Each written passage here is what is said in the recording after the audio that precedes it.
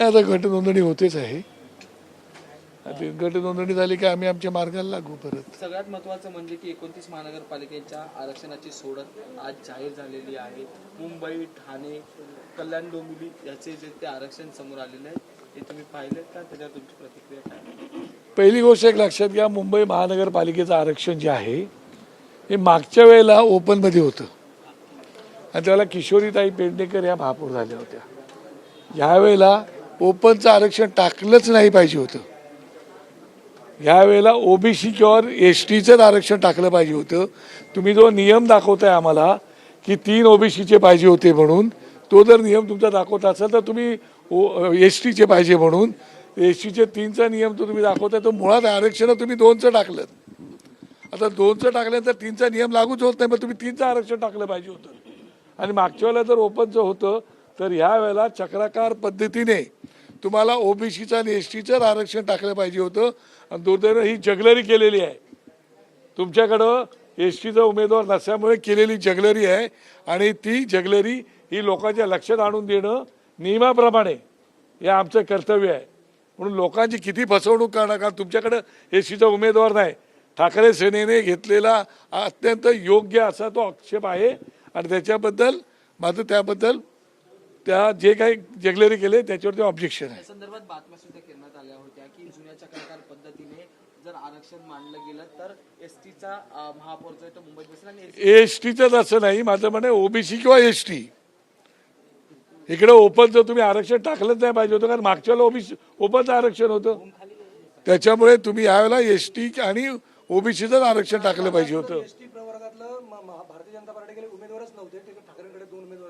ते काहीतरी असेल तर ठाकरेंकडे 2 होते, कारण तुम्ही 2च टाकले होते. नियमाप्रमाणे 3 टाकले पाहिजे. तुम्ही नियमावरती बोट ठेवताय, मग त्याप्रमाणे तुम्ही 3 एसटीचे आरक्षण टाकले पाहिजेत.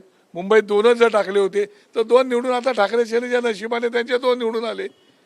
तर तुम्ही एसटीचं आरक्षण टाकलं पाहिजे होतं, ओबीसी टाकलं पाहिजे होतं.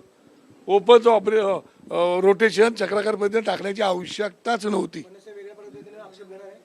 नाही, हे तर आता शेवटी ऑब्जेक्शन घ्यायलाच लागेल. ठाकरे सेनेचं ऑब्जेक्शन घेतलेलंच आहे. तो ऑब्जेक्शन काय चुकीचं असं माझं काय मला वाटत नाही. परंतु ही सगळी जी सोडत पद्धती होती ही सेट होती का ही सगळी? मी तेच म्हणतो ना, ही जगलर पद्धतीचीच आहे ना. तुमच्याकडे एसटीचं ऑब्जेक्शन उमेदवार नाही म्हणून तुम्ही 3चा नियम दाखवता आणि तुम्ही परत ओपनचाच घेतले.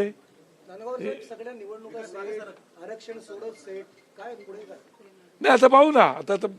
आत्ताच लॉटरी पडलेली आहे. आम्ही इथे आहोत, पक्षप्रमुख मुंबईत आहेत.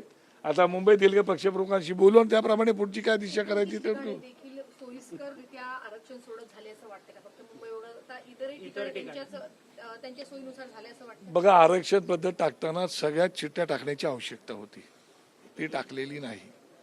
तुमच्या सोयीनुसार जर तुम्ही ते करणार असाल तर योग्य नाही. पण आता तुम्ही नियम पाळतच नाही. नियम कुठले पाळता? हा, ते त्याचे माझं तेच म्हणणं आहे ना. त्याच्यानंतरही तुम्ही जर जगलरी करणार असेल तर माहिती नाही देवावरती कोण विश्वास ठेवेल. हा, आता ते तुम्ही समजा कुठल्या देवावरती काय विश्वास ठेवायचा ते. हा, म्हणूनच म्हटलं देवावर कोण विश्वास ठेवेल. आता देवावरचा पण विश्वास उडायला लागलाय.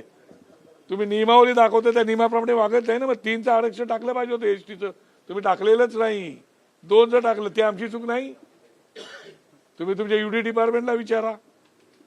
सर, केडीएमसी मध्ये तुम्ही झाला तो सकाळी सांगितलं रे बाबा. आता घडी घडी किती त्या विषयावरती बोलला. विश्वासार्हता कुठेतरी कमी होते. मला असं वाटतं संजय राऊत साहेब आणि राज ठाकरे साहेबांची आत्ताच मिटिंग झालेली आहे. त्या मिटिंगमध्ये काय झालं त्याची मला कल्पना नाही, कारण मी गेल्यानंतर मला कळेल. पण तशा प्रकारचं कुठे झालेलं काही नाही.